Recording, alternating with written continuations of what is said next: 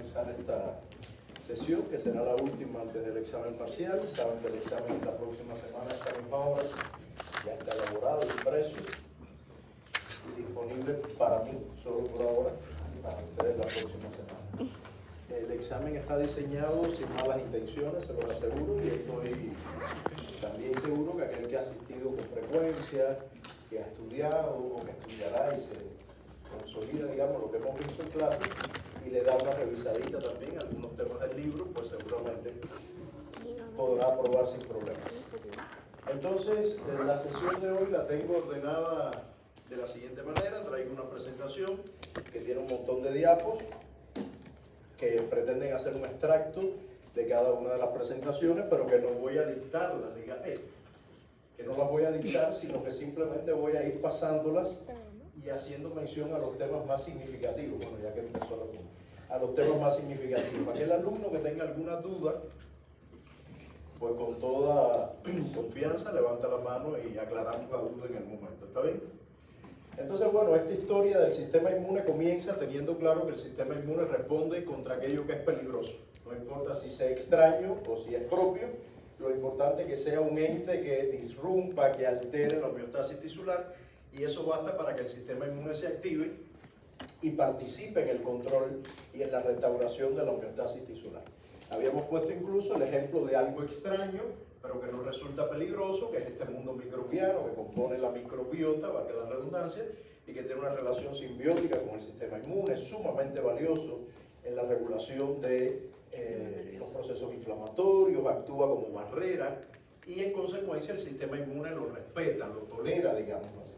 Sin embargo, el otro ejemplo, la otra cara de la moneda, son las células neoplásicas, que son células propias, pero que tienen un comportamiento anormal, aberrado, que afecta a la homeostasis tisular, y en consecuencia el sistema inmune se alarma, ataca a las células neoplásicas y las destruye. Por ahí hay una tercera variante que no la conversamos mucho en clase, que será objeto también de una presentación, por ahí por la semana 9 creo, que el profe Edward les va a presentar, y se trata por ejemplo de alérgenos. Los alérgenos son entes extraños que generalmente no son peligrosos. Entonces, de pronto puede haber algo en un alimento que no tiene por qué generar reactividad del sistema inmune, que se supone que sea tolerado, que es tolerado, de hecho, por la mayor parte de la especie, digámoslo así, y que sin embargo en algunos individuos se establece una reactividad normal. Esa es una condición, digamos, patológica, pero es una evidencia, es una tercera alternativa, o sea, de pronto es algo extraño, no peligroso, contra lo que sí reaccionamos.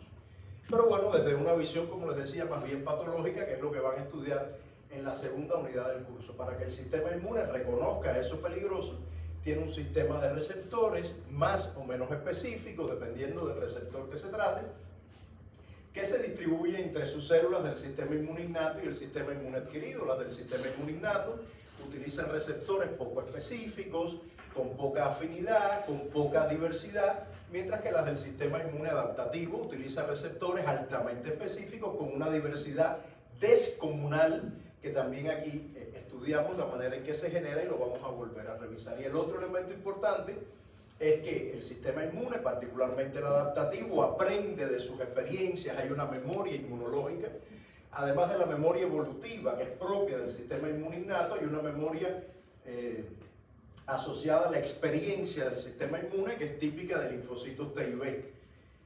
Y el otro aspecto importante es la importancia, valga la redundancia, de que el sistema inmune o la respuesta inmune se contraiga, se apague. Hay muchos mecanismos de contracción para evitar que hayan inmunopatologías. Lo otro que habíamos revisado es que la respuesta inmune no es una respuesta sistémica, no de manera general, tiende a ser una respuesta local, que esté asociada justamente al sitio donde está ocurriendo la pérdida de homeostasis tisular, y esa respuesta local tiene que ver con la distribución en el organismo de órganos linfoides secundarios, ganglios linfáticos fundamentalmente, también todo lo que tiene que ver con el sistema mucosal, o sea, de pronto estructuras linfoides que están en el sistema respiratorio, en el sistema gastrointestinal, unas más ordenadas que otras, pero que se distribuyen en el organismo. Y bueno, hablando de geografía del sistema inmune, obvio que habría que mencionar médula y timo. La médula como sitio de nacimiento, de génesis, de ontogenia de todas las poblaciones del sistema inmune, incluyendo las células T que después completan su maduración en el timo. Eso lo conocen perfectamente. El sistema inmune todo el tiempo está juzgando si debe ser tolerante o reactivo ante las moléculas que encuentra. Debe generar tolerancia o reactividad. Si una molécula es tolerogénica, pues es una molécula que no induce respuesta inmune, y si es una molécula inmunogénica, es una molécula que sí activa al sistema inmunológico. La generación de tolerancia o inmunogenicidad, o reactividad, quiero decir, dependerá de las características de las moléculas. Habíamos quedado que las proteínas eran particularmente inmunogénicas, de la vía de ingreso al organismo, sistema subcutáneo, intramuscular, a través de las mucosas, generalmente tiende a ser altamente inmunogénico. Por otra parte, depende también de la condición del individuo, de la distancia filogenética que tengamos con ese ente al que vamos o no a responder. Mientras más alejado esté de nosotros, más inmunogénico resulta. Una proteína de ratón es extraña, induce respuesta inmunológica. Eso es lo que sucede con los anticuerpos monoclonales murinos, que son de ratón, que en terapia no son muy útiles porque nuestro sistema los rechaza. La farmacocinética no es útil porque de pronto estamos todos, la reactividad es muy importante y uno elimina a ese anticuerpo y habría que estarlo inoculando todo el tiempo. Sin duda, una molécula de ratón podría ser inmunogénica, pero si esa molécula es de un virus, obviamente va a ser mucho más inmunogénica, o si es de una bacteria, ¿no? Especialmente si se comparan proteínas con proteínas. De este tema hay preguntas en el examen, se los aseguro, incluyendo este tema además de que el individuo joven tiene una mejor reactividad que el individuo adulto mayor, el inmunosenescente, y siempre va a haber una comparación de a pares. O sea, yo nunca les voy a poner a comparar, a no ser, hay varias opciones y hay muchas posibilidades, obvio, pero nunca les voy a poner a decidir entre una proteína en un adulto mayor y un glicolípido en un joven, porque ahí hay muchas variables involucradas. Ahí está la edad, está si la proteína es más inmunogénica o no, siempre va a haber una comparación de pares. La misma proteína o una proteína en un joven o un viejo, un glicolípido en joven o viejo, discúlpenme la palabra viejo, adulto mayor, pero bueno, estamos aquí entre profesionales. Entonces, listo, por ahí va la historia, ¿no? De que el sistema inmune de pronto, hay obvio, detrás de esto también puedan haber individuos que tengan tratamientos farmacológicos que depriman la respuesta inmune, de pronto un paciente que ha sido trasplantado, un paciente con algún tipo de inmunopatología que reciba terapia antiinflamatoria de manera crónica, pues en ellos obviamente la respuesta estará modificada. Y justo esto es lo que les comentaba en la primera diapositiva, que el sistema inmune innato tiene un sistema de receptores mucho más discreto, de menos diversidad, con menos afinidad y especificidad por los llamados patrones moleculares, que pueden estar asociados a patógenos o que pueden estar relacionados a entidades peligrosas. ¿Ya? Por ejemplo, cuando se produce un evento necrótico, si una persona se da un golpe y hay una ruptura mecánica del tejido, se produce necrosis celular y la necrosis libera DAMs, y esos DAMs que se liberan alarman al sistema inmune. Es un proceso aséptico, ahí no hay un bicho involucrado, y sin embargo hay un proceso inflamatorio, porque hay un proceso de pérdida de la homeostasis tisular. El sistema inmune se va a alarmar con esas señales tipo DAMs y va a participar de la recuperación de ese tejido, y eso es un proceso inflamatorio aséptico. Séptico es si hay un bichito involucrado, obvio, eso ustedes lo saben, además ya ustedes tuvieron un curso de microbiología. Recuerden que estos receptores reciben el nombre genérico de receptores de patrones moleculares, PRR, Pattern Recognition Receptors, dentro de los que se destacan los Toll-like Receptors, TLR. Los Toll-like Receptors, que se ubican en membrana plasmática, reconocen PAMs o DAMs, que están expuestos, o sea que no son incorporados a la célula, sino que están expuestos, mientras que aquellos que se ubican a nivel intracelular, como el Toll-like Receptor 3, el 7, el 8, el 9, obvio, van a reconocer algo que llegue al interior de la célula, del macrófago, de la dendrítica, y ese sería el caso especialmente de ácidos nucleicos, de bacterias, de virus, que era el cuento que les hacía, que se desnudaban dentro de la célula y ahí quedaba la huella de ácido nucleico, ARN o ADN, viral o bacteriano, que es reconocido por ese tipo de moléculas. No es para mí un elemento central que ustedes reconozcan cada toll-like receptor, cuál es su ligando. Un paneo general lo pueden hacer, como mismo les digo yo ahora. El 3, 7, 9, 8 reconoce ácidos nucleicos, están dentro de la célula, el resto está fuera. Pero ustedes sí van a tener que distinguir en el examen este tipo de circunstancia en la cual un toll-like receptor o un pattern recognition receptor que esté en membrana debe reconocer algo expuesto en una bacteria, por ejemplo, o en un virus, un PAMS o lo que sea, mientras si está dentro reconoce ácidos nucleicos. Esa generalización sí la tienen que saber distinguir, ¿correcto? Entonces, si yo les digo que un toll-like receptor está en membrana y les pregunto ¿qué reconoce? Tienen que tener el sentido común, no de decir, ay, yo no me aprendí cuál era el ligando de cada toll-like receptor. Eso no hay que aprendérselo. Si yo les estoy diciendo qué reconoce y dentro de las opciones hay una proteína bacteriana, eso es lo que reconoce. Los ácidos nucleicos nunca los va a reconocer. ¿Comprendieron? Porque justo cuando estaba diciendo la pregunta del examen, todos miraron a la puerta. No sé por qué les pasa eso. ¿Ya?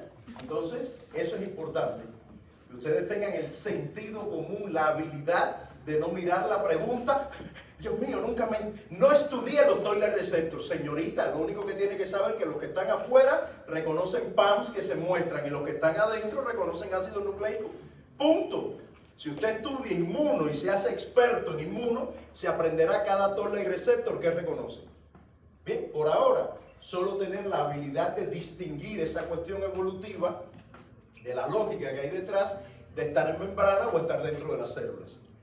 Y el rol tan relevante que tienen estas moléculas, por supuesto, en la activación del sistema inmune innato y en la instrucción posterior que hace el sistema inmune innato al adaptativo que ya conocen. Con respecto al sistema inmune adaptativo, los receptores, decía, son extremadamente variables, aunque hay dos tipos. Cada tipo de receptor tiene millones de variaciones, que son el PCR en la célula B, el TCR en la célula T. Ruego a Dios porque nadie diga TCR. ¿Dónde estará? Creo que es en la B. TCR. Ah, está en la B. O sea, eso no es un problema de inmuno. Eso es psiquiatría. Bien, entonces aquel que tenga problemas psiquiátricos podría confundirse. No hay justificación inmunológica. Ahí está el tipo de la ametralladora otra vez. Yo creo que no soy de puente. ¿Trajiste la ametralladora? Todavía, después del parcial. Muy bien, entonces el PCR, obvio, tiene que ver con las células B y el reconocimiento de antígenos de manera directa. Bueno, después vemos esas características de comparar PCR y BCR. Recuerden que de las 40 preguntas pueden haber 20 que digan MHC1 y 2, CD4 y CD8 se caracterizan por las M1, pero no las M2, la dendrítica madura, pero no la inmadura. Ahí, esa es la mitad de las preguntas. Correcto, tienen que estar todo el tiempo comparando opciones, es fundamental. Y la comparación PCR-BCR es importante, o incluso BCR-anticuerpos. Bien, entonces estos receptores son sumamente específicos. En esa primera clase, bueno, de hecho estoy poniendo diapos entre primera y segunda clase, se habló también del tema de las citocinas, recuerden, como proteínas de bajo peso molecular sumamente valiosas en la comunicación entre componentes del sistema inmune y con otras células, realmente no solo entre componentes del sistema inmune. Vimos que era un mundo molecular muy diverso, cuya caracterización más importante tiene que ver con la función, no tanto con la estructura, aunque se agrupan en familias en base a su estructura, pero lo más valioso es entender su función, por supuesto. Y además habíamos visto que las citocinas tienen la peculiaridad de tener funciones muy diversas y tener relaciones entre ellas muy interesantes. O sea, de pronto hay citocinas con acción, perdón, me había pasado, ya sabía.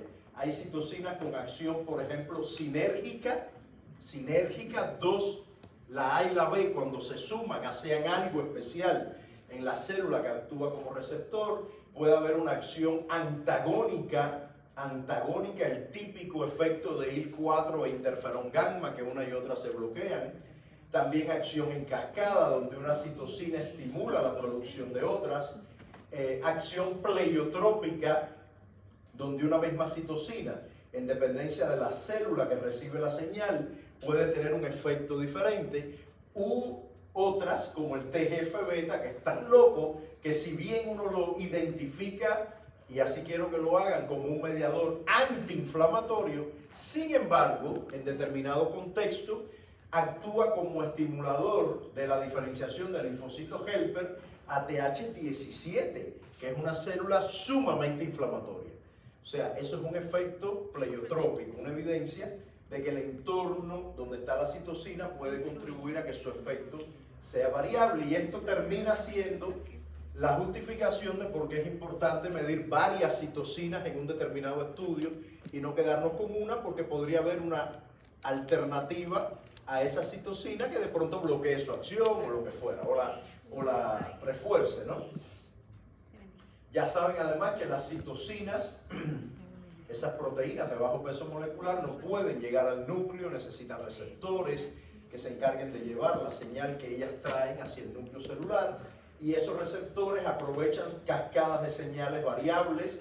Este es el caso de JAK-STAT, donde hay un evento de fosforilación a un factor de transcripción, que es el STAT, o los STATs, porque hay varios tipos. No hay que aprenderse el 1 para qué es, el 2 para qué es, el 5, no. Solo el concepto de que es un factor de transcripción que se activa y viaja al núcleo para llevar el mensaje de la citocina. Está la vía NF-κB, que se parece un poquito, porque también es un factor de transcripción que tiene que activarse, que tiene que ir al núcleo, y la vía de las MAP quinasas, que en este caso sí es una cascada de señales asociados a eventos de fosforilación, ¿no? Bien, esto es importante. Y bueno, para el caso de las quimiosinas, también es importante que las identifiquen como las moléculas, también proteínas de bajo peso molecular, de comunicación celular, pero cuyo mensaje es: muévete, migra, trasládate, viaja de un lugar a otro. En eventos tan grandilocuentes como la inflamación, o en eventos de pronto que lucen tan discreticos como el movimiento de la célula B, de la zona B del ganglio a la zona T, para que ocurra la instrucción TB. Ese movimiento, esa migración que es dentro del ganglio linfático, está gobernada de alguna manera por la acción de las citocinas. ¿Está bien? Entonces, cuando se habla de migración, de tráfico leucocitario, piensen en grande, ¿no? Lo mismo desde procesos de mucha significancia y de mucha evidencia, como la inflamación, o procesos más discreticos como la instrucción TB, que requiere que la célula B viaje de la zona B del ganglio a la zona T y regrese al sitio, al centro germinal, donde va a producir mejores anticuerpos. ¿Bien? O, por supuesto, la cuestión obvia de que las células T precursoras tienen que viajar de la médula al timo. Eso también necesita quimiosinas. O que las dendríticas tienen que viajar de periferia, donde han encontrado el peligro, a los ganglios linfáticos. Eso también es quimiosinas. Listo. Entonces, ya pasamos las dos primeras clases, aunque no crean. ¿Alguna duda, alguna precisión? Dime. El factor de transcripción NF-κB, usted habló de una interleuquina 1-beta en la clase. Ah, ya, no hemos llegado ahí, porque voy a hablar un poquito después cuando hablemos del inflamasoma. Ya, lo voy a mencionar un poquito más adelante. Bien, entonces, sistema inmune innato, que vimos dos clases de él. La clase general, donde vimos las características del sistema, las células que lo componen, y por ahí estuvimos hablando después, el profe Edward les contó sobre el complemento, ¿no? Entonces, sistema inmune innato tiene tres acciones fundamentales: gobernar el proceso inflamatorio. ¿Por qué? Porque ellos son los que reconocen el peligro, son los que instauran el proceso inflamatorio, aunque después se puedan involucrar componentes del sistema adaptativo. Participan, por supuesto, en la defensa antimicrobiana, son de hecho una línea inicial de defensa. Bueno, yo diría que casi que la segunda, porque la primera son las barreras, estas barreras físicas, químicas que tenemos, son las primeras líneas de defensa. Después el sistema innato, y por último, bueno, el adaptativo. Pero en cualquier caso es una labor importante, la defensa antimicrobiana. Y por último, y no menos importante, el sistema innato es fundamental en la instrucción al sistema inmune adaptativo, en enseñar al sistema adaptativo qué cosa es peligrosa o qué ente es peligroso y digamos incluso no solo decirle esto es peligroso, sino además instruir de qué manera debe responder. Y en ese sentido, obvio, las células dendríticas juegan un rol protagónico y los linfocitos T también juegan un rol protagónico, digamos, desde la visión del sistema adquirido. Recuerden que la dendrítica con quien dialoga es con la T. La manera que la B se entera de que lo peligroso está ahí y que debe responder con determinados tipos de anticuerpos es gracias a la T, que la instruye, digamos, ¿no? Entonces, en ese sentido, los dos grandes actores son la dendrítica del lado del sistema innato y las células T del lado del sistema adaptativo. Lo otro importante, obvio, es que este sistema no genera memoria. Por ahí ahora se habla de un proceso, no se dice aprendizaje, de entrenamiento del sistema innato. Pero no nos vamos a meter por ese camino perturbador, ¿no? Quedémonos con el mensaje que no hay una memoria inmunológica. Ciertamente hay una memoria evolutiva porque estas células tienen receptores, que son los famosos PRR, que les permiten reconocer el peligro de manera inmediata. Eso es cierto, la respuesta es inmediata. Por lo tanto, ha habido más bien un aprendizaje evolutivo, pero formalmente cuando reconocen un ente peligroso, no responden mejor la segunda o la tercera vez, que sí es una característica del sistema adaptativo. Pero bueno, la respuesta es inmediata, habíamos dicho, la especificidad es baja y la diversidad de receptores que aunque cuenta, o sea, estos PRR son pocos tipos de receptores, receptores de manosa, NOD-like receptor, TOL-like receptors, ¿bien?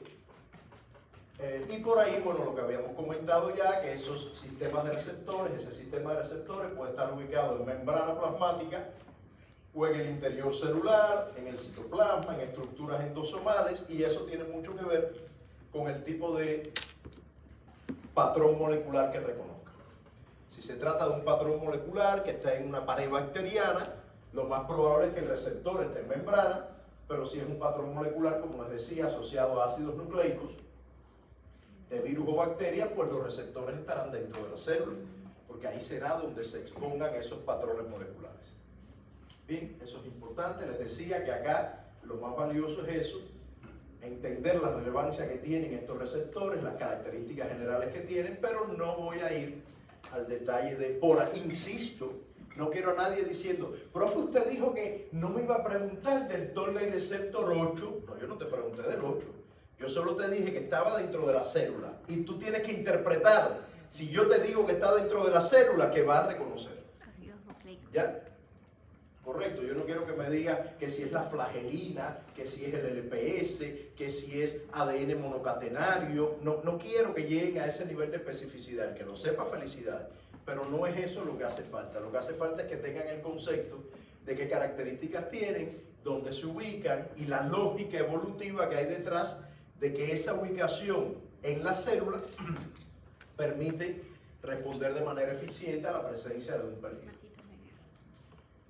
Por ese camino, déjame ver, es que está primero, sí, vamos a saltar esta diapo, porque realmente en la clase está primero esto, en el contenido, que es el tema de las subpoblaciones que conforman el sistema inmuninnato, las células con acción granulocítica, que tienen la capacidad de liberar gránulos, o sea, su acción efectora es liberando gránulos, esencialmente frente a parásitos, especialmente el mintus, aunque ya saben que juegan un rol protagónico en la respuesta frente a alérgenos. Luego están las células con actividad fagocítica, los neutrófilos, macrófagos. En el caso de los neutrófilos, en la clase grabada, creo que esto que voy a decir está. De hecho, la clase grabada tiene más información generalmente que la que yo traigo. Por ejemplo, los neutrófilos tienen un mecanismo muy peculiar, que es lo que se llama netosis. Tienen la capacidad de lanzar su ácido nucleico al exterior y usarlo como si fuera una red para pescar.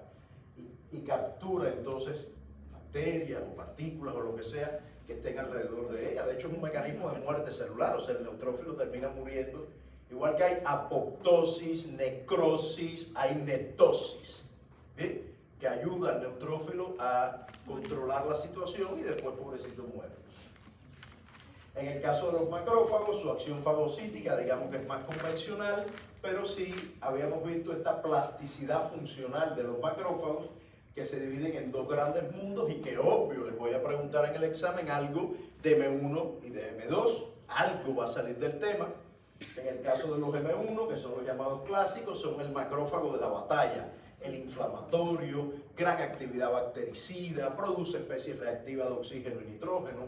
Habíamos hablado en clase, pusimos el ejemplo de este tema de la granulomatosis, cuando no ocurre el estallido respiratorio, que es esta capacidad que tiene el macrófago de producir especies reactivas que terminan matándolo, pero que generan una acción bactericida muy potente, y eso es típico de los M1. Los M2 no. Los M2 son antiinflamatorios, restauran el tejido, recuperan la homeostasis, se fagocitan las células muertas, el debris, ya son más bien apagadores, fagocitan células apoptóticas, van a controlar la situación. Es importante esta comparación, que asocien siempre que hay un proceso inflamatorio a los macrófagos M1, no sean abundantes en tejido adiposo visceral de un individuo obeso, y esa presencia genera resistencia a insulina, por ejemplo. Ese tipo de condición inflamatoria asociado a cáncer, correcto. Esos son los macrófagos M1. Por supuesto, todavía no llega este momento, pero va a llegar unas diapos después, cuando hablemos de inflamasoma, que fue la pregunta que me hicieron. Tienen que tener además la mente abierta a una de las... ¿en cuál de las siguientes células estará activa la caspasa 1? ¿Qué tiene que ver la caspasa 1 con... ¿Qué cosa es la caspasa 1? La caspasa 1 es fundamental para que haya interleuquina 1 beta. ¿Dónde va a estar activa? En los macrófagos M1, secretores de interleuquina 1 beta. Tienen que conectar historias. Bien, no pueden ver las clases. Esta pregunta es de la clase 1. Este es de la clase 2, ¿no? En una misma pregunta puede haber variables que incluyan el TGF-beta, las T reguladoras, el FOXP3, el TIBET y los macrófagos M2. ¿Qué tiene que ver Juana con la hermana? Bueno, todos son parte de la respuesta inmune. Uno con acción inflamatoria o antiinflamatoria, ¿correcto? Tienen que verlo así de manera integral. No quiere decir que todas las preguntas vayan por ese camino, pero no se sorprendan si hay preguntas de ese tipo, donde de pronto tienen que escoger entre cosas que parecen tan locas y tan diferentes como, insisto, caspasa 1, FOXP3, Toll-like receptor 3, que tiene que ver, ¿comprenden? O sea, la mezcla de actores moleculares o celulares del sistema inmune puede estar en una misma pregunta. ¿Correcto? Eso es importante y lo adelanto aquí porque no quiero que se me pase ese detalle. Luego las NK saben que son células que matan por apoptosis a nuestras propias células infectadas, neoplásicas, matan usando granzimas y perforinas. También, por ejemplo, podría haber una comparación en el examen entre NK y las TCD8 citotóxicas. Es una comparación sumamente válida porque son dos células cuya acción efectora es esencialmente la misma. Las dos matan células infectadas, las dos matan células tumorales, las dos usan granzimas y perforinas, las dos inducen apoptosis. Entonces, ¿cuál es la diferencia? La NK mata de manera menos, vamos a usar este término, específica, sin necesidad de reconocer nada en MHC1, mientras que la CD8 citotóxica tiene esa peculiaridad que reconoce el MHC1, el antígeno, y además que la NK obvio va a actuar de manera más inmediata que la CD8, porque la NK siendo del sistema innato no necesita una preparación como si lo necesita la CD8. Estoy saltando de una cosa para otra, pero hay cosas que no quiero que se me olviden, sobre todo porque ya está hecho el examen. Entonces, muy bien, listo. Regreso un momento, tomando el norte por guía. Eso es un dibujo animado que no sé si era soviético. Cuando yo era niño, los dibujos animados que ponían en Cuba, todos eran soviéticos, búlgaros, checoslovacos. O sea, hay países que ya no existen en este planeta y que fueron mi mundo hasta que yo tuve 15 años. O sea, hasta que yo tuve 15 años, existía Checoslovaquia, que hoy no existe, que es la República Checa y Eslovaquia. Existía la República Federativa de Yugoslavia, que hoy no existe, hoy es Macedonia del Norte, Croacia, Serbia, Montenegro, pero antes se llamaba República de Yugoslavia. Entonces yo vengo de un mundo así muy diferente al de ustedes. No sé por qué, ya por el dibujo animado, que había un momento en el dibujo animado. Esta era una niña que tenía una flor que era mágica.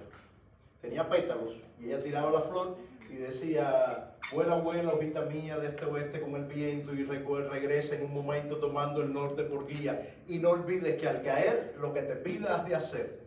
Y cuando la florcita caía, ella tenía un deseo. Entonces el último, siendo un dibujo animado del mundo socialista, obvio que el último deseo era que había un niño que era inválido y ella quería recuperar la situación de salud del niño, ¿no? Entonces todos los muñequitos tenían un corte muy suave. Cuando yo empecé a ver a Tom y a Jerry matándose uno y otro, para mí era muy raro, porque todos mis dibujos animados eran así, de un mundo idílico, ¿no?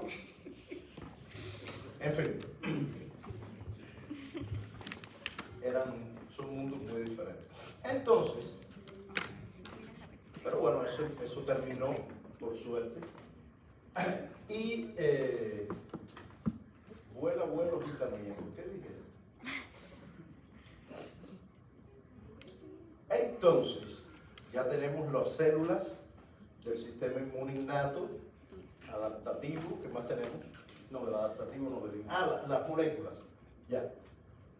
Después de ver las células, venía la clase del profe Edward sobre moléculas. Y la clase del profe Edward sobre moléculas centraba su atención, moléculas del sistema innato me refiero, centraba su atención en el sistema de complemento. El sistema de complemento es un mundo de proteínas sumamente diverso, que está a nivel plasmático, que tiene también representación en la membrana celular. Recuerden sobre todo que en las membranas, en nuestras membranas, hay proteínas del complemento cuya acción más bien es reguladora, apagadora del complemento, controlan el complemento. Mientras que las que están a nivel plasmático tienen una acción más bien efectora, ¿no? El sistema de complemento se activa por 3 vías diferentes: una vía clásica, una alternativa y una lectina. La vía clásica es una vía que involucra al sistema inmune adaptativo. ¿Por qué? Porque requiere anticuerpos. La vía clásica se activa por reconocimiento de antígenos por parte de anticuerpos IgM e IgG. Eso es muy importante. La vía alternativa, la vía de las lectinas es una vía que depende de PAMS, reconocimiento de manosa, por ejemplo, por lectinas. O sea, es prácticamente una interacción PRR-PAMS. Mientras que la vía alternativa es una vía de activación espontánea de la molécula C3 cuando se une a lo que podrían ser señales de peligro, digamos que están en una bacteria, por ejemplo. Todas las vías tienen un componente común, se integran en el componente C3 y desde el componente C3 hay una vía única que involucra las llamadas convertasas C3 y C5, que terminan en la formación del complejo de ataque-membrana. En esta última fase, recuerden que no hay actividad proteolítica de activación secuencial de proteínas, sino que se acoplan C5b con C6, C7, C8 y C9, y es C9 el que hace una estructura homopolimérica, porque son muchos C9 junticos, un homopolímero que permite establecer un poro en la célula que va a morir. Esta es la actividad lítica del complemento, pero el complemento también tiene una acción proinflamatoria con las llamadas anafilotoxinas que se producen, por ejemplo, por la activación de C3. C3 genera C3A y C3A es una molécula reclutadora de mediadores inflamatorios, y cuando C5 se activa por la convertasa C5, también se produce una anafilotoxina que es C5A. Entonces C3A y C5A actúan estimulando la inflamación. Y además saben que están las moléculas, por ejemplo, C4b, C3b, que son opsoninas, opsonizan, o sea, imagínense que yo fuera una bacteria, se me une la molécula C3, cuando la molécula C3 se proteoliza por acción de la convertasa C3, C3A se desprende y va a buscar neutrófilos y mediadores inflamatorios, y C3b se queda aquí. Y cuando se queda aquí, los macrófagos con sus receptores de C3b reconocen C3b y se comen la bacteria, porque C3b me ha opsonizado, me ha marcado aquí para que el macrófago me coma. O sea, el sistema de complemento llama mediadores inflamatorios, opsoniza, o sea, marca para morir, y de paso te abre un hueco para que te mueras todavía 3 veces. ¿Ves? Para que no quede opción. Bueno, en este caso, entender que hay algunos mediadores, sobre todo de esta etapa inicial, que se pueden compartir entre algunas vías. Por ejemplo, C2 y C4 son componentes de la vía clásica y de la vía de las lectinas, mientras que C1 es aquel que se activa inicialmente en la vía clásica, mientras que la vía de las lectinas se activa por mannose binding lectin, en BL, que tienen una estructura molecular C1 y en BL muy parecida. Lo que pasa es que C1, insisto, se activa por anticuerpos y en BL por reconocimiento de PAMs, ¿no? Muy bien. Entonces, listo, aquí que más querría destacar. Bueno, y la vía alternativa es una vía más peculiar. Cuando ustedes vean en la pregunta que hablan de factor B, factor D, properdina, esa es la vía alternativa. Todo lo demás se llama C2, C4, C3, C1, C5. Bueno, por ahí MBL, que es la vía lectina, pero en general los nombres raros vienen de la vía alternativa. Properdina, eso es raro, bueno, vía alternativa, factor B, factor D. Por cierto, el profe seguro les comentó que la convertasa C3 y C5 de la vía clásica y lectinas, C3 y C5 son iguales, o sea, la C3 de la vía clásica es igual a la C3 de la lectina, la C5 de la clásica es igual a C5 de la lectina, la composición molecular, mientras que la vía alternativa tiene una convertasa C3 y C5 diferente, hacen lo mismo, activan C3 y activan C5, pero la composición molecular es diferente, porque por la vía alternativa la convertasa C3 tiene el factor B, por ejemplo, que es activado por el factor H, tiene la properdina que estabiliza la convertasa, ¿sí? Mientras que tiene la propia molécula C3, es un poco loco, pero la molécula C3 es parte de la convertasa C3. Correcto, ese es el tema de la vía alternativa. Entonces, además de identificar así algunos componentes moleculares similares o que difieren entre una vía y otra, bueno, también es importante que logren asociar, o sea, si ustedes tienen esta imagen en la cabeza, les va a ir muy bien con el complemento, porque las preguntas tienen mucho que ver con si un bichito inhibe aquí, ¿qué fenómeno está inhibiendo? Si inhibe por aquí arriba, bloqueó todo el complemento. Si inhibe por no sé, ¿entiendes? Ese tipo de preguntas que ustedes asocien que hay eventos que pueden bloquear, no sé, la formación del complejo de ataque a membrana. Esto de arriba sigue funcionando. De pronto, si se bloquea C3, prácticamente se disrumpe toda la función del complemento. Si el bloqueo es en una de las vías, las otras vías pueden mantenerse activas. Esos fenómenos de diferenciación o de identificar elementos comunes o diferentes entre una vía y otra son importantes de que tengan claro. ¿Está bien? ¿Queda claro?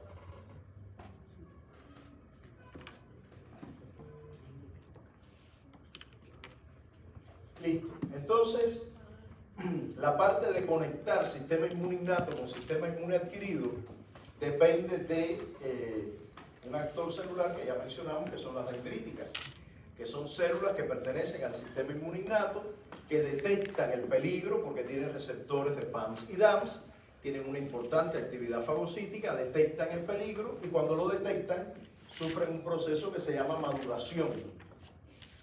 Ese proceso de maduración son cambios morfofuncionales que implican alteración en la disposición de las dendritas, les salen dendritas, ganan en capacidad migratoria, disminuyen su actividad fagocítica y ganan en capacidad de presentar antígenos, secretar citocinas, mostrar moléculas de coestimulación, que son temas importantes, que le permiten luego interactuar con los linfocitos T. O sea, la dendrítica cuando madura lo que hace esencialmente es prepararse para interactuar con los linfocitos T.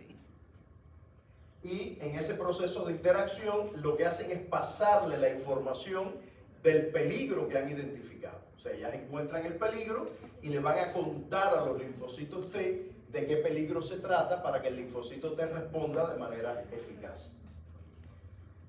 Y bueno, esta imagen tiene que ver con lo que habíamos hablado del inflamasoma y la inflamación está en este punto porque la vimos en esta clase. Luego vendría la parte más bien de conectar sistema inmune innato con adquirido y aquí solo hacer notar que como parte del proceso inflamatorio, que insisto, puede tener que ver con la presencia de patógenos o no. El proceso inflamatorio involucra varios actores moleculares importantes, incluyendo el inflamasoma. El inflamasoma es una estructura supramolecular, participan varias moléculas en él y es encargado de activar la interleuquina 1 beta. La interleuquina 1 beta se transcribe como una molécula inactiva, o sea, cuando hay una señal mediada, por ejemplo, por un Toll-like receptor, NF-kappa beta se activa, va al núcleo e induce la transcripción de interleuquina 1 beta. Pero cuando interleuquina 1 beta se transcribe, lo hace de manera inmadura, no funcional. ¿Correcto? Necesita que se active también el inflamasoma, también por reconocimiento de PANS, y el inflamasoma involucra a la caspasa 1. La caspasa 1 es muy peculiar porque no tiene que ver con apoptosis, sino que tiene que ver con inflamación. La caspasa 1 es una proteasa que está en forma de simógeno, ella está inactiva, necesita activarse. Cuando ella se activa por efecto del inflamasoma, entonces esa caspasa activa provoca proteólisis en la interleuquina 1 beta y la interleuquina 1 beta pasa de una condición inmadura no funcional a una condición madura activa y se favorece la inflamación. ¿Bien? Entonces, por ejemplo, si yo les dijera en una pregunta, que también es el tipo, ¿cuál de los siguientes estrategias puede inhibir la inflamación? Una estrategia para inhibir la inflamación es bloquear caspasa 1. Si usted bloquea la activación de caspasa 1, usted bloquea la inflamación, al menos la que está mediada por interleuquina 1 beta. Correcto, porque no se activa interleuquina 1 beta.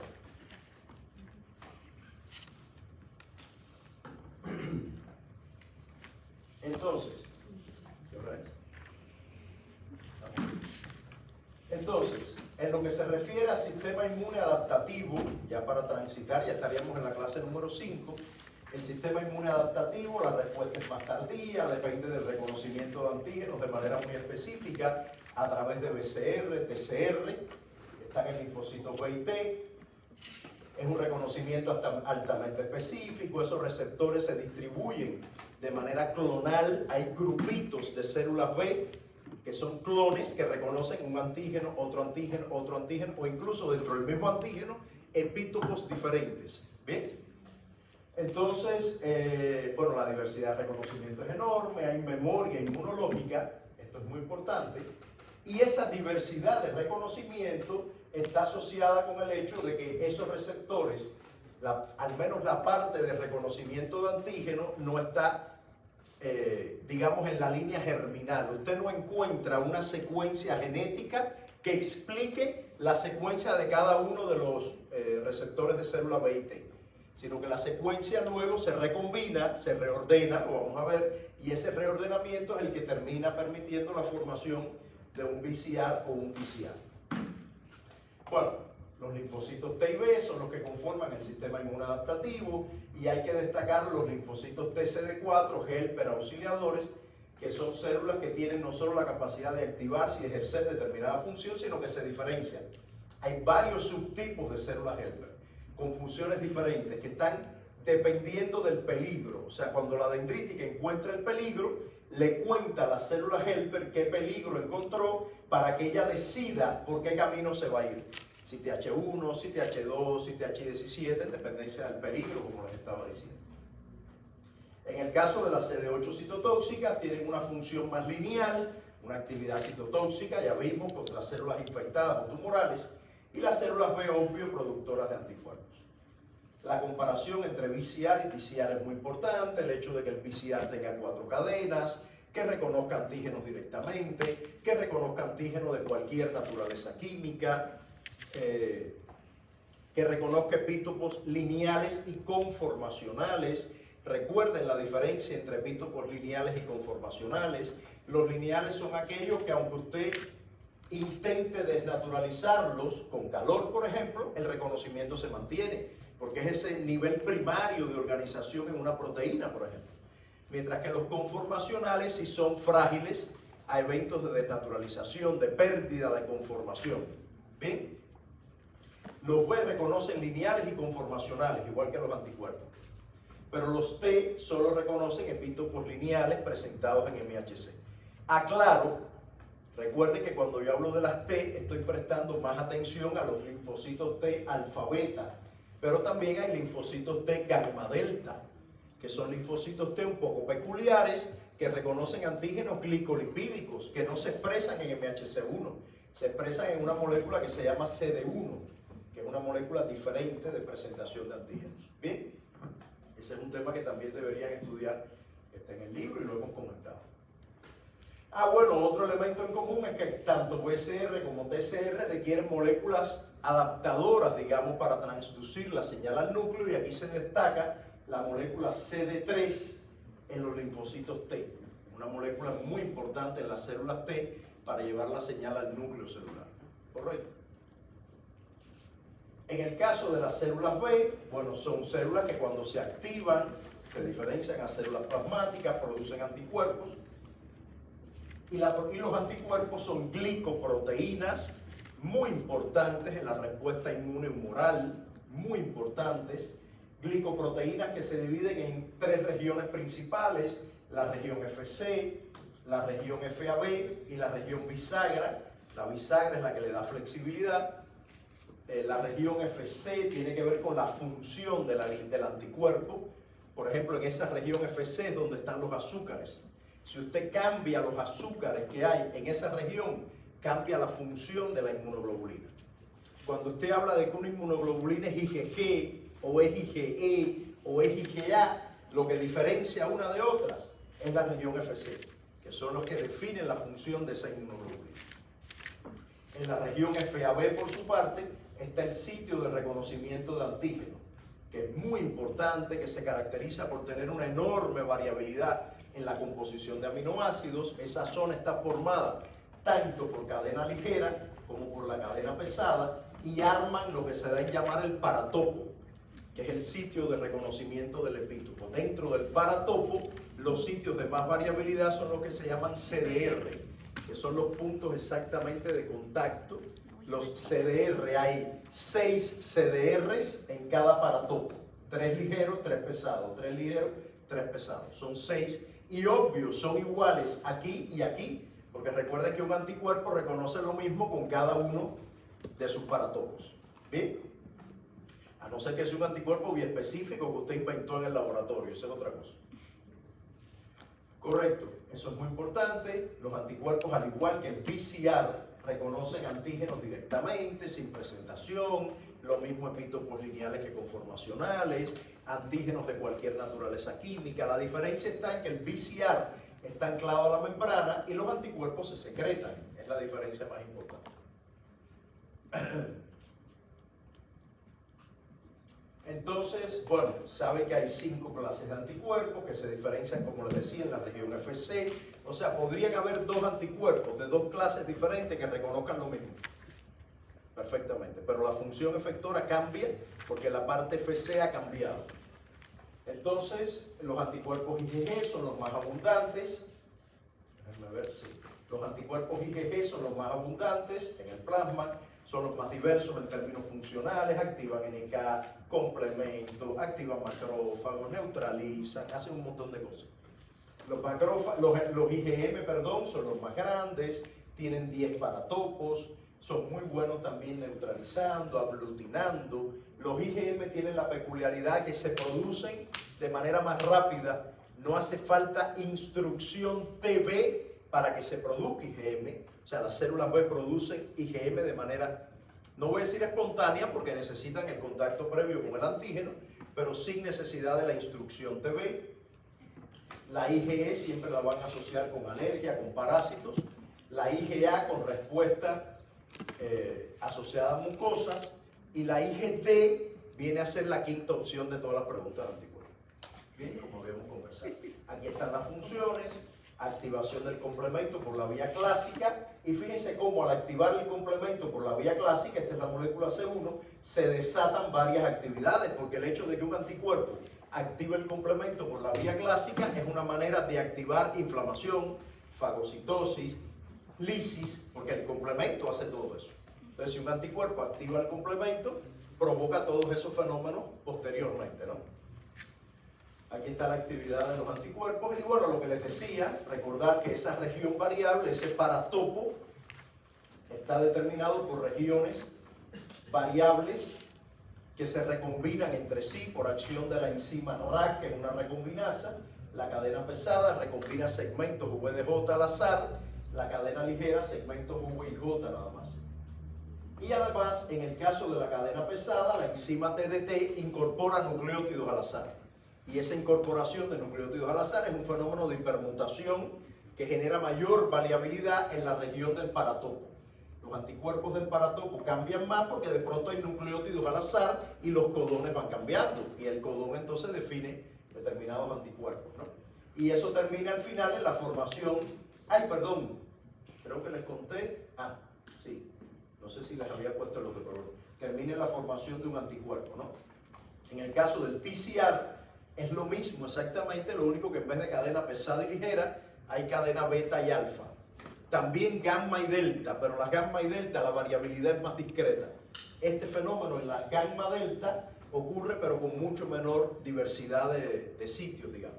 La alfa beta, la beta se comporta como la pesada, VDJ, TDT, mientras que la alfa es como la ligera, ¿no? Que de pronto tiene menor aporte a la diversidad de reconocimiento de antígenos. Y como todo esto ocurre al azar y en ausencia de antígeno, el sistema inmune tiene que chequear que lo que ha ocurrido está bien. Y lo chequea de dos maneras. Primero, evaluando si el receptor se ha armado como molécula de manera correcta. Y segundo, una vez que chequea que existe un receptor correcto, tiene que ver si ese receptor reconoce lo propio o no lo reconoce. Si reconoce lo propio con alta afinidad, tiene que morir la célula. Entonces, justamente el hecho de que sea al azar todo este proceso y en ausencia de antígeno, pues requiere que haya un chequeo que ocurre a nivel de timo y a nivel de médula, que es lo que se debe llamar tolerancia central, generación central de tolerancia. Dime. ¿El PCR reconoce al propio con alta afinidad? ¿Solo se elimina el PCR o todo el linfocito T? No. Si yo te digo que muere por apoptosis, un TCR no se muere la célula que lo porta. O sea, cuando el TCR reconoce lo propio con alta afinidad, quien se muere es la célula, obvio. Él se va con ella, te fuiste, pero la célula es la que se muere. En el caso del BCR, si hay un evento donde solo el BCR se reordena, la célula se mantiene viva. Y después se muere la célula si es que el BCR se mantiene reconociendo lo propio. Pero cuando se muere por apoptosis, la que se muere es la célula, por supuesto. Entonces, en el timo, recuerden que hay dos eventos o dos etapas. La tolerancia central transcurre por dos etapas. La selección positiva, donde se queda viva la célula que reconoce MHC vacío, cuyo TCR está bien armado, que es lo que yo le decía, el photocheck. Pitó el photocheck. El PCR está bien, el TCR está bien armado y por lo tanto se mantiene viva la célula. Después viene el segundo nivel de selección, que es al revés, la selección negativa. Si ese TCR, que está bien ordenado y estructurado, reconoce algo con alta afinidad, la célula va a morir. Porque ese algo es propio. O sea, lo que se expone a los linfocitos en el timo son antígenos propios. Y recuerden que en ese acto de mostrar antígenos propios participa el factor de transcripción AIRE, que permite la expresión en timo de antígenos extratímicos, que no pertenecen al timo, pero que se expresan en el timo. ¿Está bien? Entonces eso es importante que lo consideren. Y bueno, en el caso del PCR ocurre lo mismo, lo único que la diferencia, como habíamos dicho, es que si reconoce lo propio con alta afinidad, tiene una segunda ronda de oportunidad para reordenar el receptor y ver si de pronto ya no reconoce lo propio. Recuerden que lo que se elimina es, en la selección, la tolerancia central, se eliminan clones que reconocen lo propio con alta afinidad. Ahí no se evalúa el reconocimiento a lo extraño. Se murió el que no reconoce lo extraño, eso está mal. Nunca hay una evaluación sobre lo extraño. Lo que se elimina es el que reconoce lo propio. Si después reconoce algo extraño o no, después se verá. Pero lo que no puede reconocer es lo propio con alta afinidad. Bien. Y realmente de la tolerancia central también pueden salir linfocitos T reguladores, que son linfocitos T que expresan la molécula FOXP3 y que su acción es controlar la actividad de otros linfocitos. De hecho, las células T reguladoras pueden venir del timo, la mayoría viene del timo, de la propia tolerancia central, pero también pueden ser el resultado de la actividad o de la acción de la dendrítica sobre la célula T virgen, induciendo un T regulador, que también expresa FOXP3, que también controla la respuesta inflamatoria, tiene acción antiinflamatoria, ¿está bien? Inhibidor. En la tolerancia periférica, esa tolerancia que ya no es de timo y médula, sino que ocurre en el terreno, en la batalla, en el sitio donde el sistema inmune actúa, en esa tolerancia periférica, además de T reguladores, bueno, contribuyen citocinas antiinflamatorias, contribuye el fenómeno de anergia clonal. Anergia significa que el linfocito T reconoce el antígeno, pero no hay señal 2 ni señal 3, solo señal 1, y ese linfocito no produce interleuquina 2 y se queda anérgico. La interleuquina 2 es fundamental para que el linfocito se active y prolifere. Si el linfocito no recibe señal por CD28, que lo vamos a ver acá, lo vamos a recordar, él se queda anérgico. La anergia es un mecanismo también de tolerancia periférica. Y bueno, llegamos así a la última clase, en la cual revisamos un poco el proceso de activación de los linfocitos. En este sentido, hacer notar que cuando los linfocitos se activan, ya bien sea por la presentación de antígenos, por la dendrítica, que es la única presentadora que activa linfocitos vírgenes, o ya bien sea por el reconocimiento directo de antígenos, en el caso de la célula B, pues cuando los linfocitos se activan, producen anticuerpos, si es una célula B, si es un linfocito helper, produce citocinas para ayudar a otras células, macrófagos, NK, a otros linfocitos. Si es citotóxico, se activa para matar. Si es un linfocito regulador, se activa para inhibir la respuesta. Y bueno, la NK, siempre tengan presente que aunque es del sistema inmune adquirido, innato, también es un linfocito, cuya acción fundamental es citotóxica. Esta imagen es muy interesante porque resume la acción citotóxica de todas las células que están en la categoría linfocito, digamos. En esta última clase hicimos una comparación que me parece muy útil entre linfocitos T helper y citotóxicos. Esto lo acabamos de ver la semana pasada. Ambos vienen del timo, les insisto, ambos salen del timo ya sabiendo que son helper o citotóxicos. Ambos tienen TCR, recuerden, bueno, ambos tienen TCR, tienen moléculas CD3, reconocen antígenos peptídicos lineales en MHC, sí o sí, y requieren una dendrítica para la activación inicial. Cuando son vírgenes, la dendrítica lo activa. ¿Qué los diferencia? Obvio que el T helper tiene CD4, el T citotóxico tiene CD8 y que la molécula de presentación que cada uno reconoce es diferente.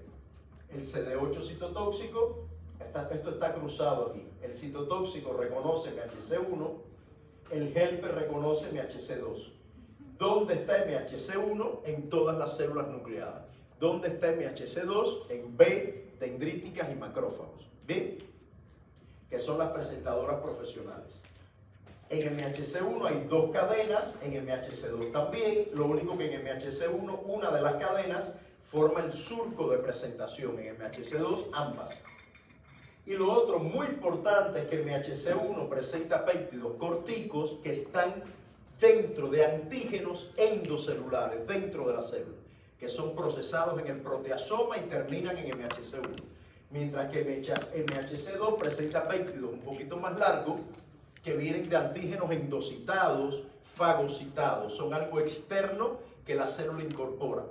El macrófago fagocita, la dendrítica fagocita, la B endocita, se tragan cosas. Y con eso que se tragan, lo procesan y lo llevan a MHC2.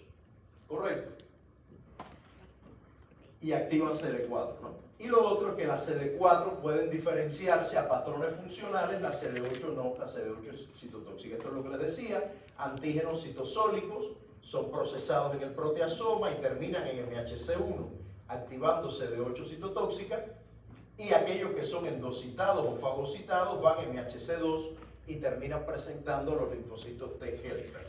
Y también estudiamos un fenómeno muy importante que es la presentación cruzada, que es la capacidad de que algunos antígenos endocitados o fagocitados, los que vienen de fuera, vayan a presentarse, ¡puf!, a MHC1.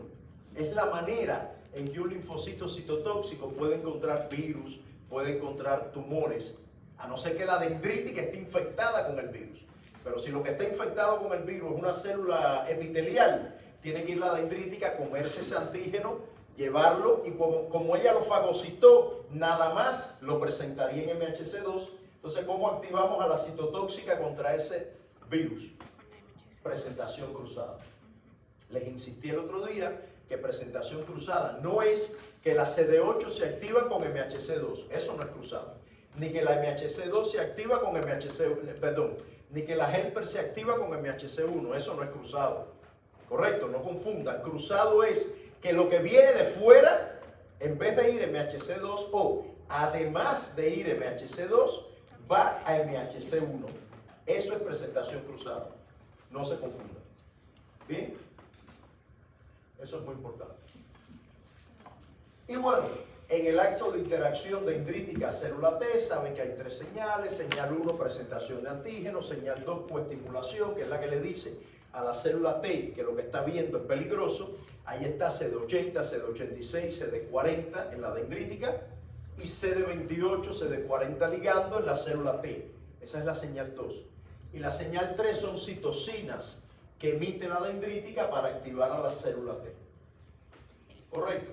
Esta imagen la vimos y la traigo acá no solo para recordar esta interacción CD80, CD86 con CD28, que es una señal 2 de activación, sino para recordar también que moléculas como CTLA4 y PD1 son moléculas que están en el linfocito T y que les permiten recibir una señal de muerte para apagar la respuesta inmune, para contraer su actividad. Cuando estudiemos cáncer veremos lo importante que es, pero desde ya, en un examen donde haya preguntas sobre de qué manera usted puede mantener los linfocitos T vivos, ¿cuál de las siguientes señales usted bloquearía para que el linfocito T no se muera?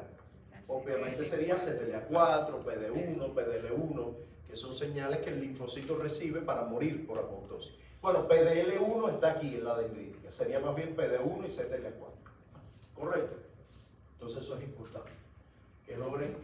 Igual, mi intención acá no es tanto que se aprendan CD28 reconoce CD80, CD80, no, sino que asocien esas moléculas con una señal 2 de peligro, que si no están, el linfocito T no produce interleuquina 2 que den anergia y no termina ocurriendo la respuesta. Cuando estudiemos cáncer, veremos que la célula neoplásica, dentro de las tantas cosas que hace para escapar de la vigilancia del sistema inmune, es evitar que ocurra la señal 2.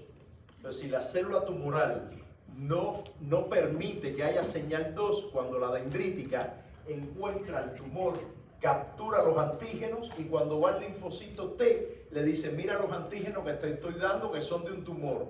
La célula te dice, perfecto, lo reconozco. ¿No hay señal de peligro? No. ¿Y el linfocito T qué hace?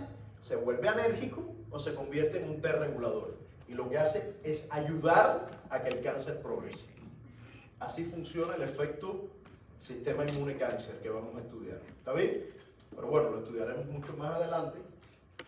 Pero para que comprendan el valor que tiene la señal 2, el valor que tienen las moléculas de coestimulación en la activación correcta de los linfocitos o de la respuesta inmune adaptativa, especialmente mediada por células T. En el caso de la helper, saben que se diferencia a diferentes tipos de respuesta. Siempre tienen que tener eso sí clarísimo: IL-17, TH17, interferón gamma, TH1, interleuquina 4, TH2. O sea, hay patrones básicos que se tienen que saber de memoria. Y si hay un virus, un cáncer, TH1. Si hay un parásito, un alérgeno, TH2. Si hay de pronto una respuesta más a nivel mucosal, un hongo, TH17. Correcto, pero la distinción, si ustedes me preguntan a mí cuáles son las distinciones más fuertes para hacer TH1, interferón gamma, virus con cáncer, TH2, interleuquina 4, interleuquina 5, helmintos, alérgenos. Esos son los dos grandes mundos que además se descubrieron hace 100 años. Todo lo demás apareció hace poco. Cuando yo era magíster en inmunología, yo soy doctor en ciencia, pero cuando era magíster, un simple magíster, un día me citan a un un seminario en el instituto donde yo trabajaba en Cuba, que ellos hacían seminarios, se hacían seminarios muy buenos, con mucha frecuencia. Estoy hablando en broma, pero ahora sí voy a decir algo serio. Y nos sentamos en aquel seminario, ya yo era o sea, para que valoren, no sé, ustedes me ven a mí, a ver, también hay un problema, yo sé que ustedes me ven a mí más viejo de lo que yo me veo a mí mismo. Entonces yo les hago historias donde ya yo me veía viejo, pero yo no era tan viejo.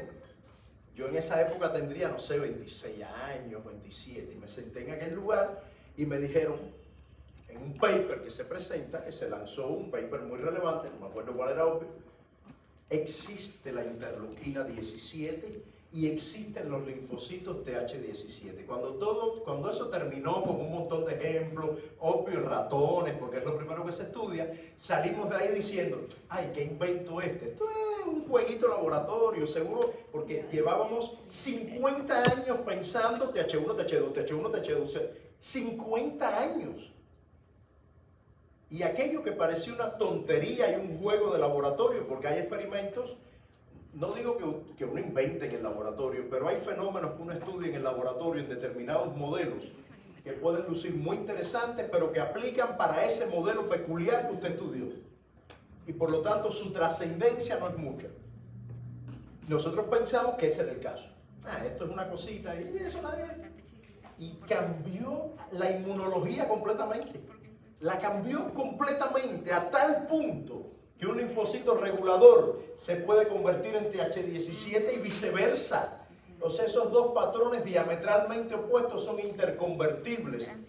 Bueno, por no decirles que cuando se descubre, ahora no me acuerdo el nombre del japonés que descubre las T reguladoras, que las describe de manera oficial, Sakaguchi. Él estuvo en Cuba, en el instituto donde yo trabajaba, con la esposa. Súper interesante. Él y la mujer eran pareja. Bueno, eran pareja, obvio, era él la mujer. Qué tontería. Quiero decir, en el laboratorio, trabajaban juntos. Y lo invitamos a él a un congreso que hacíamos en el instituto. Y no me acuerdo si a ella la invitamos porque ella era coautora o si ella vino porque era la mujer, no me acuerdo. Pero increíble, mira, este señor sería muy científico, pero era japonés. Y la señora muy científica, pero japonesa. Paseando por La Habana Vieja, por ejemplo, él iba adelante y la señora iba atrás, así, caballero, se lo juro, así con la cabeza abajo. Una investigadora con papers que descubrieron las T reguladoras, ella iba atrás de él así. La cultura es increíble, o sea, es brutal.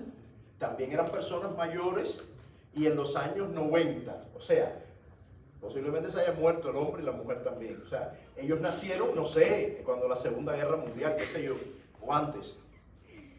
Pero increíble, dos investigadores sumamente prestigiosos y la mujer de él iba atrás con la cabeza agachada. Increíble, es increíble el peso cultural, o sea, cómo las culturas marcan a las personas, ¿no? Súper interesante. Bueno, el caso es que ellos descubren las T reguladoras en el 95. En el 95 yo estaba con ustedes, en el segundo o tercer año de la carrera, cuando descubren las T reguladoras. Y obvio, cuando a mí me enseñan inmuno, en mi octavo ciclo, no me hablan de las T reguladoras, porque lo que se está descubriendo hoy en inmuno, yo, si sigo de profesor, lo enseñaré dentro de 10 años, porque desde lo que se descubre hoy a que llegue a un libro de texto, significa que se convirtió en ciencia constituida. Pasan 10 años. Entonces, obvio, a mí no me iban a hablar de las T reguladoras, se habían descubierto hace 2 años. A mí no me hablaron de las dendríticas y la teoría del peligro. Yo me enteré de, cuando yo estudié inmuno, las reinas del sistema innato eran los macrófagos. De las dendríticas nadie hablaba. En las clases de pregrado estoy hablando. Cuando yo llego al Instituto de Investigaciones, la dendrítica era la reina y yo dije, ¡ay! ¿Qué es esto? Si a mí nadie me habló de ella. Porque era la reina en los papers, no en el libro de texto. Esa es la diferencia. Que eso pasa, no sé por qué estoy hablando de esto, pero creo que me gusta hablar de esto. Eso pasa cuando uno es un recién graduado. No conozco exactamente el área médica pura y dura, más allá de mi esposa, que la conozco muy bien, pero al margen de eso. No conozco, pero el profesional de mi campo, por ejemplo, es un profesional que cuando se gradúa siente que sabe mucho. O sea, yo me sentía un rey, porque yo me había aprendido todas las células, todas las moléculas, todos los metabolismos, tenía la cabeza así. Y yo llegué al laboratorio a hacer mi tesis, y me quedé ahí 16 años, Y de pronto hablaba con alguien que era bioquímico igual que yo y llevaba a lo mejor 10 años trabajando. Y yo le decía, oye, y en el ciclo de Krebs, cuando ¿cómo se llama? El alfa-cetoglutano, y él me miraba así y me decía, no sé de lo que tú me hablas. Y yo pensaba, uy, Dios mío, qué mediocre. Pero como este hombre no se sabe el ciclo de Krebs. A los 3 años yo tampoco me sabía el ciclo de Krebs, porque obviamente es tanta la información que hay que tú terminas centrando la atención en lo que es tu actividad fundamental. De tal manera que a los 3 años yo nada más sabía lo que era un linfocito T, un linfocito B, un macrófago. Ya yo no me acordaba ni del ciclo de Krebs, ni de las pentosas fosfato, ni de la glucólisis. Yo sabía que existía algo que se llamaba así. Entonces, pero les digo esto porque uno llega al centro laboral con mucho ego. Los médicos no, porque los médicos tienen el de R1, R2, R3, el R4, tienen un montón de gente arriba que los están todo el tiempo aplastando, ¿no? Como que, detente, rata inmunda, pero nosotros no. Nosotros llegamos con un ego y una... ¿me prestas la pipeta, por favor, para así, al mal inglés? La pipeta, por favor. Y te hacen así, ¡ra! Y después tú mismo vives la experiencia al revés. Ay, pero ¿qué ha creído ese muchacho? ¿Pero qué se creerá ese recién graduado? En fin. Bueno, en este mundo del que les estoy mostrando, les decía, eso es lo más valioso, pero sí les digo, con toda tranquilidad, que tienen que tener clarísimo que cuando diga FOXP3 es una T reguladora. Por ahí el tema de Tibet con TH1, GATA3 con TH2, cosas, pero FOXP3 sí hay que sabérselo definitivamente. Y lo demás, entender que TH1 cuando se activa, perdón, y qué citocina produce. ¿No? Eso es fundamental. ¿Qué es esto que aparece acá? ¿No? De alguna manera ya lo hemos conversado. Virus, cáncer, virus, cáncer y bacterias de vida intracelular, obviamente. Del lado de acá serían mintos. Es más, puede haber parásitos que activen TH1. Hay parásitos que activan TH1 porque su naturaleza parasitaria lo lleva a vivir dentro de una célula. Eso activa TH1. El que activa TH2 es un parásito que vive afuera, un helminto. Un helminto. ¿Por qué un helminto no activa las TCD8 citotóxicas y TH1? Porque no tiene MHC1. La T citotóxica, esto es muy importante, el sistema inmune, bueno, así funciona toda la biología, no activa ninguna herramienta que no necesite. La evolución se caracteriza por el ahorro de recursos y energía. O sea, el sistema inmune no va a activar a los TH1 ni a los CD8 citotóxicos cuando hay un helminto, porque el CD8 citotóxico no va a hacer nada. Usted detente que usted no va a hacer nada aquí. Entonces no lo voy a activar, no voy a gastar recursos en activarte. Cuando estudien con el profe Edward, la primera clase después del parcial es la respuesta inmune frente a microbios. Y él les va a enseñar eso. Cuándo se activa uno, cuándo se activa otro, cuándo se activa. Yo tengo leyendas interesantes con esa clase, por suerte virtual. Te están hablando y el parásito tal, y Edward aquí, eso no es un parásito, es una bacteria. Ay, Dios mío, menos mal que no se dieron cuenta. Y sigo para adelante porque yo soy muy malo distinguiendo microorganismos, la verdad. Eso no es un parásito.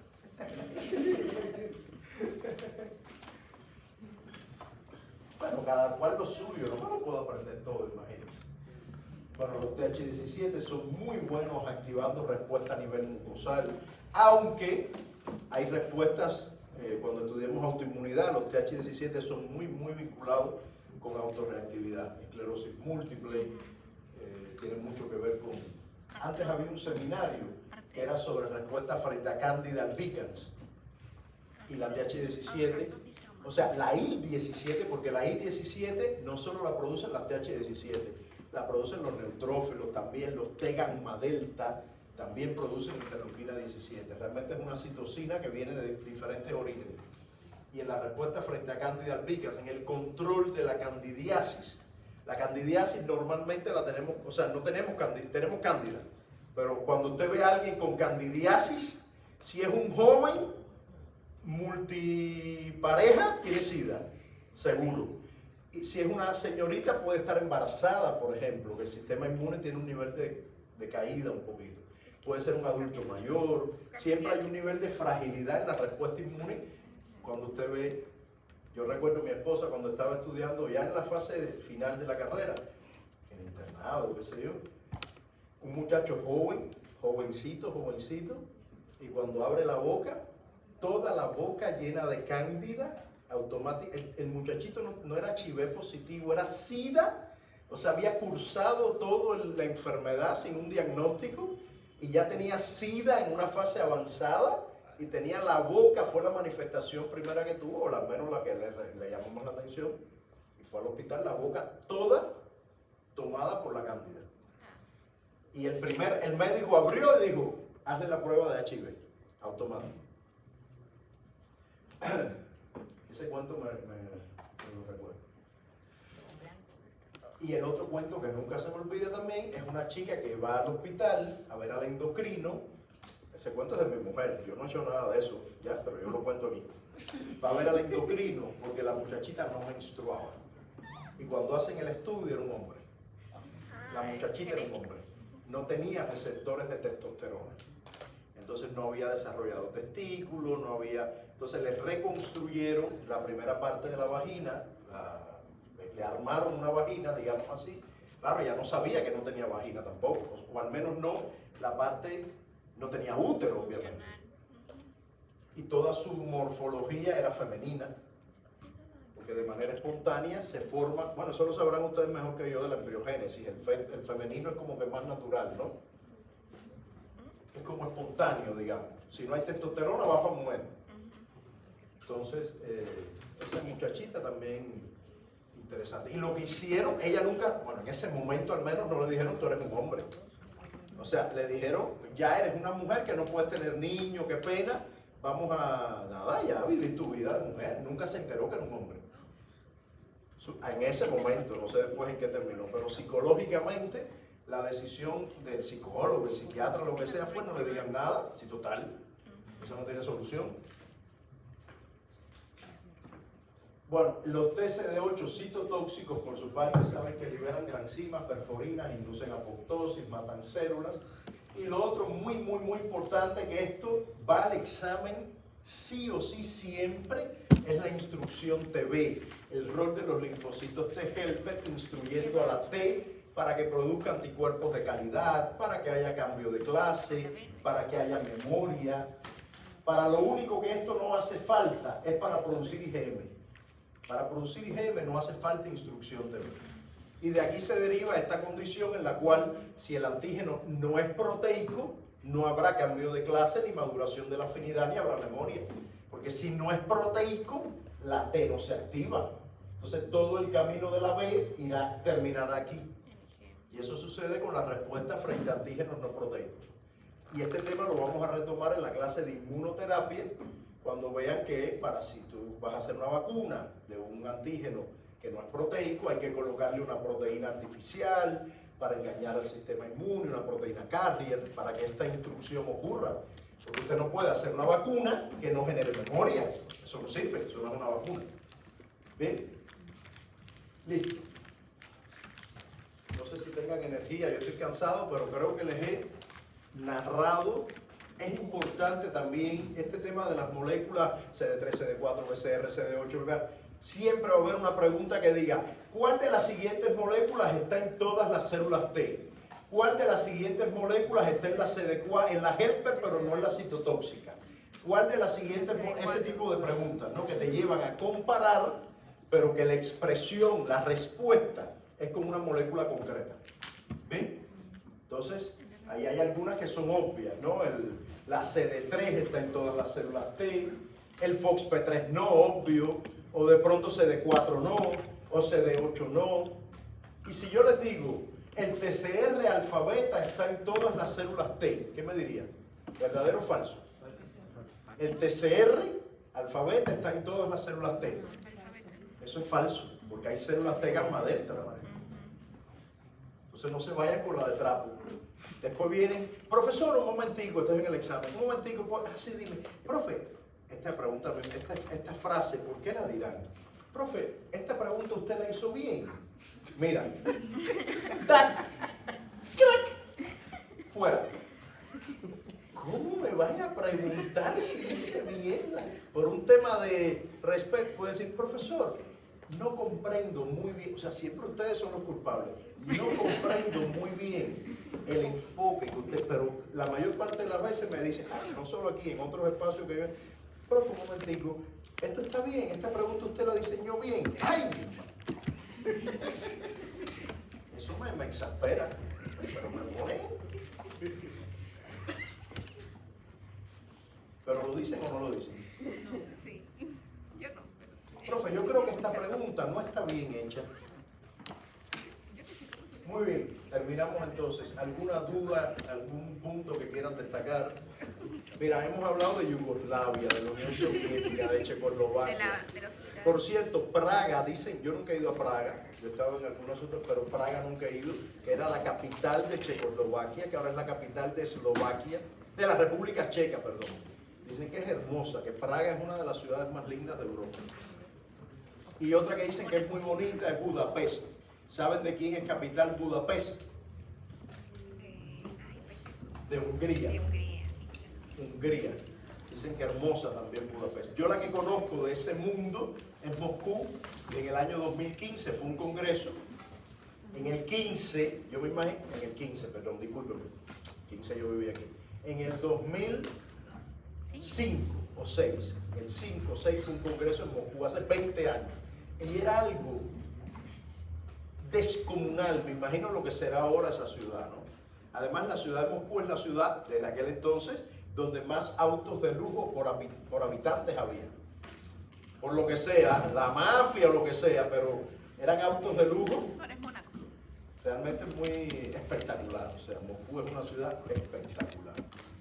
De ese mundo de Europa del Este. Y otra cosa que me pasó interesante, cuando fui, no solo a Moscú, sino que una vez fui a Londres, fíjense qué loco, ir a Londres a través de Moscú, porque era más barato volar en Aeroflot y pasarle a Inglaterra y decir, hello, te veo en un rato, ir a Moscú y regresar a Londres. Era más barato que ir directo a Londres.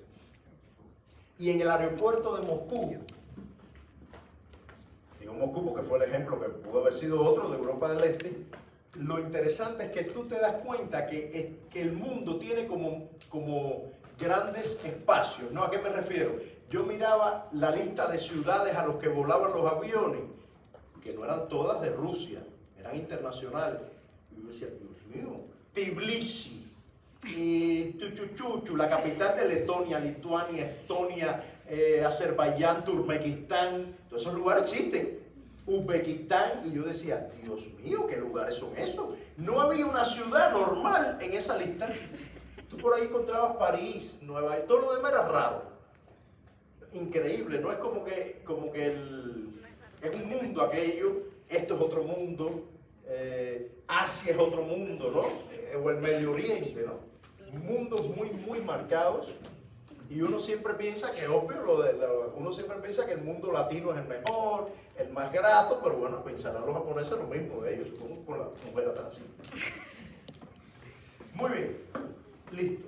Bueno, nada, muchos éxitos, estudien, no lo den por obvio. El examen, si bien, insisto, no es un examen malintencionado, pero tienen que estudiar para asegurar una buena calificación.